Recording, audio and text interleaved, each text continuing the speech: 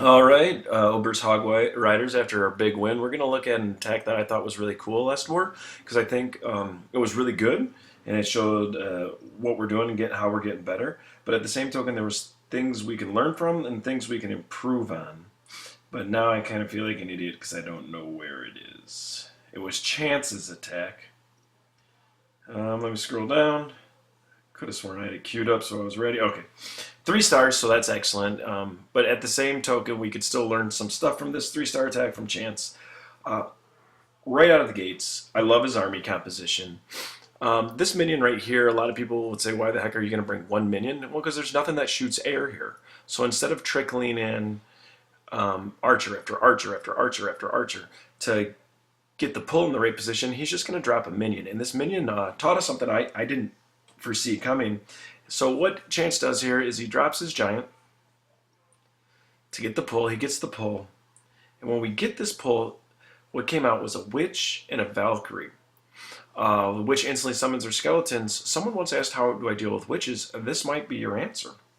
Because what happens is the skeletons are so much faster. Chance drops his minions, and I was watching this replay in action. It's like, why isn't anyone coming? What the heck is going on here? And, well, no one's coming except the witch, because the Valkyrie and the skeletons can't shoot up. So they don't move, because they can't attack this. So he gets this witch in prime position. Now, granted, these guys didn't move, but they're real fast. They'll catch up. I would have liked to see him now dump some troops, like dump his archer way out here, which he does. Here comes everyone. But the witch isn't going to summon anymore. All of her guys are out. I would have liked to see him pull a little bit further out. Because some of these guys are getting plinked by this cannon. Another archer way out here, another archer way out here. He'd have the whole group set up for the killing field.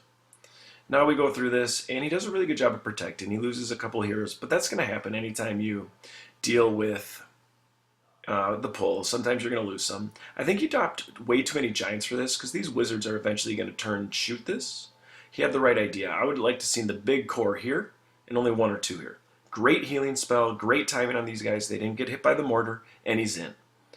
So now, here we go. Here's the hogs. This is a really smart strategy that Chance likes to use. He waits till most of the defenses are engaged on his guys because he knows these hogs are better than his troops.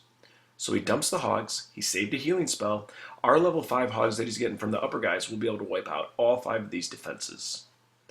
And so he continues on, and he gives them the healing spell. Great lead on both these healing spells. Both these healing spells are spot on. I hate these 2 wall breakers right here. What's the purpose of them? To get into here? Why do we want to be in there? These 2 defense troops are going to die. He would have been better off using these wall breakers over here. I think he just got excited. Another thing I don't like that he's done here is these 2 guys here. What's the purpose?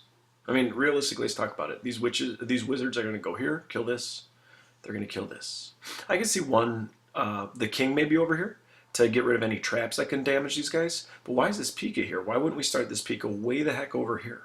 As a matter of fact, I would have started this Pika over here before I dumped my hogs. Because then, not only would this and this have been shooting our giants, but this, and, well, just these 2 would have then been shooting at the Pika. It would have saved the hogs some damage and let them maybe even get a little bit further on. It works out pretty darn well in the end. See, I would rather the tankier targets be leading these wizards as opposed to these wizards starting off the lead. It works out because these guys get out in front and it goes good. Here's the big mistake I wanted to talk about.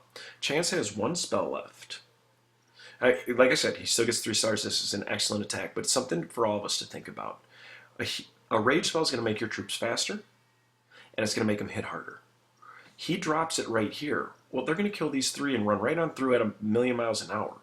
If he dropped it here, these guys go nuts. They're going to shoot like hell on all these guys, and it helps them get through the wall. You really don't want to use rage spells out in this open area because they're gonna just fly through it. Watch, here it goes.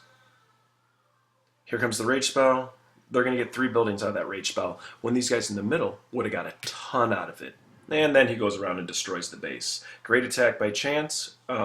Things I learned and things anyone can learn from it. Great job, Chance.